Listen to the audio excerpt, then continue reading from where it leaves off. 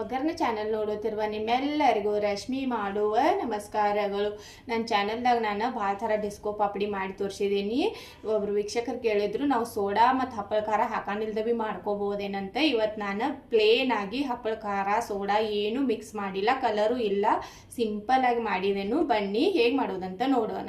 ಪಾಪಡಿ ಮಾಡಕ್ಕೆ ನಾ ಇಲ್ಲಿ 1 ಕಪ್ ಅಕ್ಕಿ ಹಿಟ್ಟು ತೊಗೊಂಡೇನು. ಈಗ ಇದನ್ನು ಕುದಿಸ್ಕೊಳ್ಳು. ಇಲ್ಲಿ ನಾನು ಒಂದು ಪಾತ್ರೆ ಇಟ್ಕೊಂಡೇನು. ಈ ಕಪ್ಲೆ 1 ಕಪ್ ಹಿಟ್ಟು ತೊಗೊಂಡೇನ ಅಕ್ಕಿ ಹಿಟ್ಟ. 2 ಕಪ್ ನೀರು ಹಾಕೋಬೇಕು ನಾವು. ಮೆಜರ್ಮೆಂಟ್ ಕರೆಕ್ಟಾಗಿ ತೊಗೊರಿ. ಯಾವ ಥರಲ್ಲೇ ನೀವು ಅಕ್ಕಿ ಹಿಟ್ಟು ತೊಗೊಂಡಿರ್ತಿರಲ್ಲ ಆ ಥರಲ್ಲೇ 2 ಆಗುವಷ್ಟು ನೀರು ಹಾಕೋಬೇಕು. ರುಚಿಗೆ ಬೇಕಾಗುವಷ್ಟು ಉಪ್ಪ, ಒಂದು ಸ್ವಲ್ಪ ಜೀರಿಗೆ ಹಾಕೋದೆ. ನಾನು ಅರ್ಧ ಚಮಚಕ್ಕಿಂತನೂ ಕಡಿಮೆ.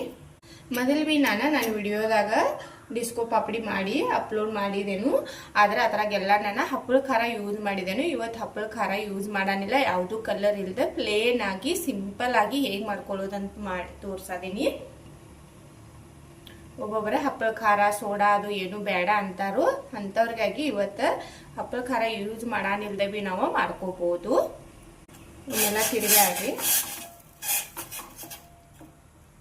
ನೀವು ಈ ಥರ ಬೇಕಂದ್ರೆ ಕಲ್ಲುಂಜಿ ಭೀ ಹಾಕಿ ಮಾಡ್ಕೋಬೋದು. ಆ ಥರದ್ದು ಭೀ ಟೇಸ್ಟ ಚಲೋ ಬರ್ತೈತಿ.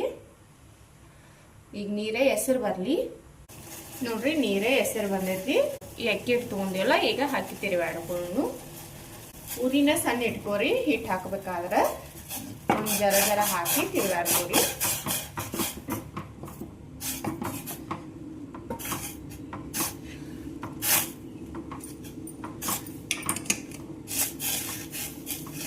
ಗಂಟೆ ಆಗಬಾರ್ದಂಗ ಚಲೋದಂಗ ತಿರುಗಾಡ್ರಿ ಎಲ್ಲ.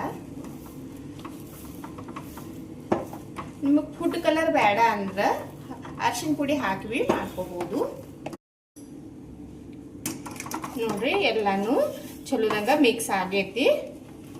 ಇದನ್ನೀಗ ಮುಚ್ಚಿ ಒಂದು 5 ನಿಮಿಷ ಸಣ್ಣ ಉರಿಯಲ್ಲಿಟ್ಟ ಬೇಯಿಸ್ಕೋಬೇಕು. ನಡಿವಿ ತೆಗೆದ ತಿರುಗಾಡ್ರಿ, ಇಲ್ಲಾಂದ್ರೆ ತಳ ಹತ್ತೈತಿ. ಮುಚ್ಚಿಡ್ತೇನೆ ಈಗ ಮುಚ್ಚಿಟ್ಟೆ 5 ನಿಮಿಷ ಆಯ್ತು. ನೋಡ್ಬೋದು ನೀವು, ಕಲರು ಚೇಂಜ್ ಆಗಿರ್ತೈತಿ. ಇದು ಆಗೈತಿ. ಗ್ಯಾಸ್ ಬಂದ್ ಮಾಡ್ತೇನೆ. ಈಗ ಗ್ಯಾಸ್ ಬಂದ್ ಮಾಡಿ ಮುಚ್ಚಿಡ್ತೇನು. ಇದೊಂದು ಜರ ಆರ್ಲಿ, ಆರಿದ ಒಳಗೆ ಮಾಡ್ಕೊಂಡು ನಾವು. ಇದು ಹಿಟ್ಟ ಆರೈತಿ. ಈಗ ಒಂದು ಪ್ಲೇಟ್ನಾಗ ತಕ್ಕೊಂಡು ನಾದ್ಕೊಳ್ಳು.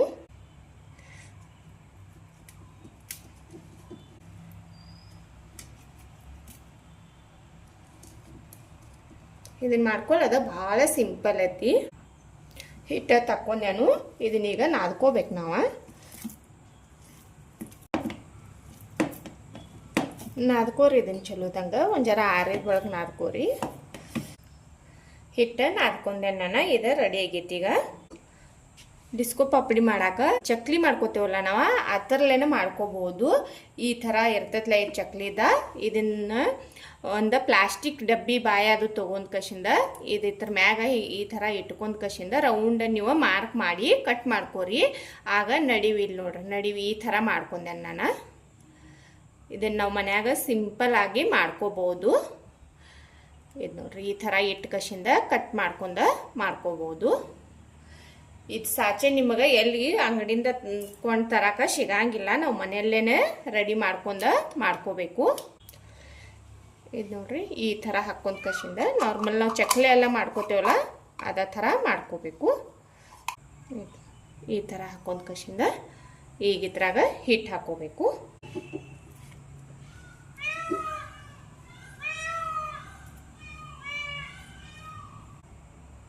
ಹಿಟ್ಟು ಹಾಕೊಂಡ್ ಕಶಿಂದ ಈಗ ನಾರ್ಮಲ್ ನಾವು ಚಕ್ಲಿ ಅದು ಮಾಡ್ಕೋತೇವಲ್ಲ, ಚಕ್ಲಿ ಅಕ್ಕಿ ಶಾಂಡ್ಗೆ ಅದು ಅದೇ ಥರ ಮಾಡ್ಕೋಬೇಕು. ಇದನ್ನ ನಾ ಈಗ ಹಾಕಿ ತೋರಿಸ್ತೇನೆ. ನಾ ಇಲ್ಲೊಂದು ಬಟ್ಟೆ ಹಾಸ್ಕೊಂಡೇನು, ಆ ಥರ ಮ್ಯಾಗ ಹಾಕ್ತೇನೆ. ನೋಡ್ರಿ, ಭಾಳ ಸಿಂಪಲ್ ಐತಿ. ಇದು ನೋಡ್ರಿ, ಈ ಥರ ಮಾಡ್ಕೊಂಡ ಜಾಯಿಂಟ್ ಮಾಡ್ಕೋಬೇಕು.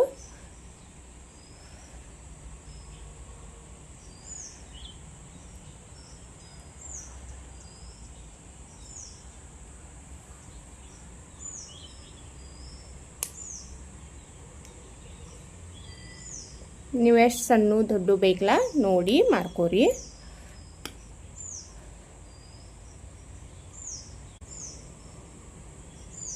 ಮಾಡ್ಕೊಳ್ಳೋದಂತೂ ಇಟ್ಟು ಸಿಂಪಲ್ ಐತ್ಲ.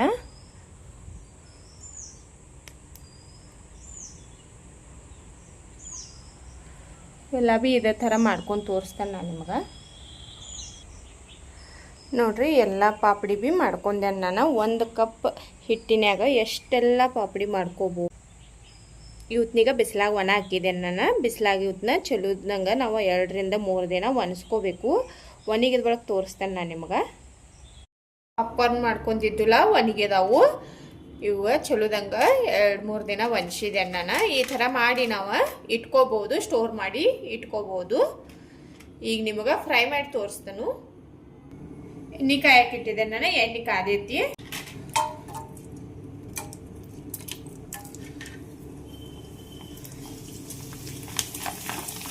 ಎಣ್ಣೆ ಕಡೆ ಕಾಸ್ಕೊಂಡು ಫ್ರೈ ಮಾಡ್ಕೊರಿ. ಇದ್ರಾಗ ನಾವು ಸೋಡಾನು ಹಾಕಿಲ್ಲ, ಹಪ್ಪಳ ಖಾರನೂ ಹಾಕಿಲ್ಲ.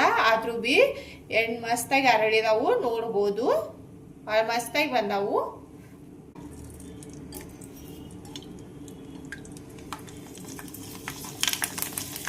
ನಿಮಗೆ ಎಷ್ಟು ಬೇಕಾಟಿಗೆ ಫ್ರೈ ಮಾಡ್ಕೊಂಡು ಉಳಿದು ಡಬ್ಬಿ ತುಂಬಿ ಇಟ್ಕೋಬಹುದು.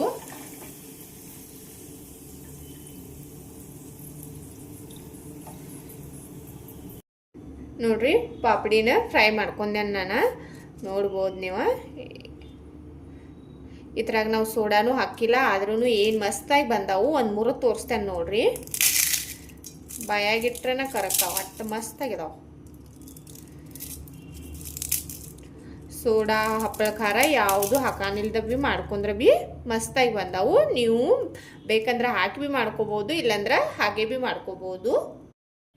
ನೋಡಿದ್ರಲ್ಲ ಸಿಂಪಲ್ ಆಗಿ ಡಿಸ್ಕೋ ಪಾಪಡಿ ಹೇಗೆ ಮಾಡ್ಕೊಳ್ಳೋದಂತ. ಸಿಂಪಲ್ ಆಗಿ ಮಾಡ್ಕೊಂಡ್ರೆ ಭೀ ಭಾಳ ಮಸ್ತಾಗಿ ಬಂದಾವು. ನೀವು ನೋಡಿರ್ಬೋದು. ನೀವು ಮಾಡಿ ನೋಡ್ರಿ. ಈ ಥರ ಹೇಗೆ ಗೊತ್ತಂತ ಕಮೆಂಟ್ ಮಾಡಿ ತಿಳಿಸ್ರಿ. ಇವತ್ತಿನ ನನ್ನ ವಿಡಿಯೋ ಇಷ್ಟ ಆಗಿತ್ತಂದ್ರೆ ಒಂದು ಲೈಕ್ ಮಾಡಿರಿ, ಶೇರ್ ಮಾಡಿರಿ, ಕಮೆಂಟ್ ಮಾಡಿರಿ. ನಮ್ಮ ಚಾನಲ್ ಸಬ್ಸ್ಕ್ರೈಬ್ ಮಾಡ್ಕೋರಿ. ನನ್ನ ವಿಡಿಯೋ ನೋಡಿದ್ಕೆ ಧನ್ಯವಾದಗಳು.